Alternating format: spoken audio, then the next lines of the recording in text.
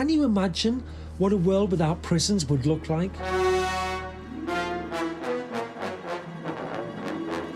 Happier, safer, scarier?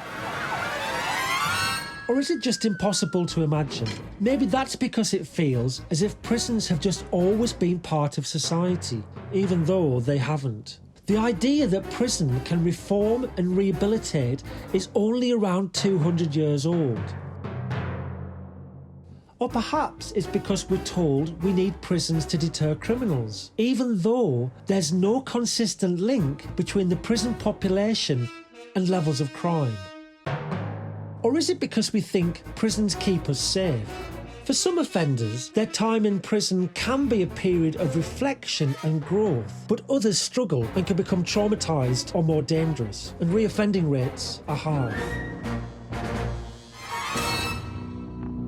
But just because it's hard to imagine and we don't have all the answers yet, that mustn't stop us trying to consider a world without prisons and asking ourselves if there is a better approach. A world without prisons would mean upending our current system and putting the needs of those who are harmed first. Right now, prisons are too often used as a kind of last resort for dealing with the inequalities and problems that our health, welfare, education and employment systems aren't solving, which is one reason why people from some ethnic minorities, from poorer communities, those with a history of mental health problems, or people who have grown up in care are all more likely to end up in prison. Crime won't be reduced by continuing to lock all these people up. What will help is tackling the societal problems that have led them to commit harm in the first place. So, in a world without prisons, funding priorities would need to shift. Using some of the current prisons budget might help, but this would just be a small contribution. In fact, far bigger and systemic change is needed. Because while we focus on blaming, prosecuting and punishing the harms and crimes of the poor, all too often we ignore the wider economic, structural and psychological harms committed by the powerful. A world without prisons would be fairer. But could it also be safer? Yes, a small number of people do need to be kept out of society for the safety of us all.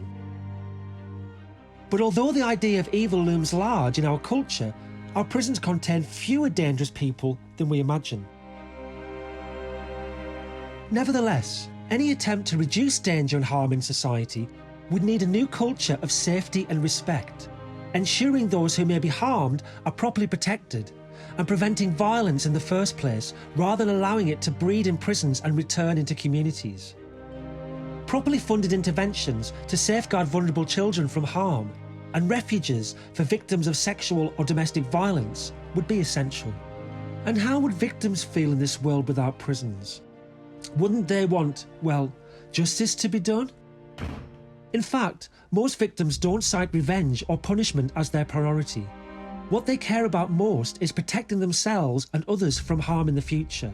Restorative justice, or a truth and reconciliation process, is a very effective way of doing this, allowing victims to talk through grievances, accept what has happened to them, and rebuild their lives. The impact of any harm is formally recognised by the one who caused it, but also by society.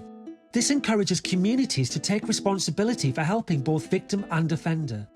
Because when you can't simply lock someone up, everyone has a vested interest in finding ways to live more peaceably together. In a world without prisons, justice isn't about punishment. It isn't about repeating cycles of violence and harm. It's a world where justice is about righting systemic wrongs, about supporting people to meet their employment, education and health needs. It's a world focused on social justice rather than vengeance. So a different approach isn't impossible, but maybe many of us are still imprisoned by old ideas. Imagining a world without prisons will require all of us to think outside the box.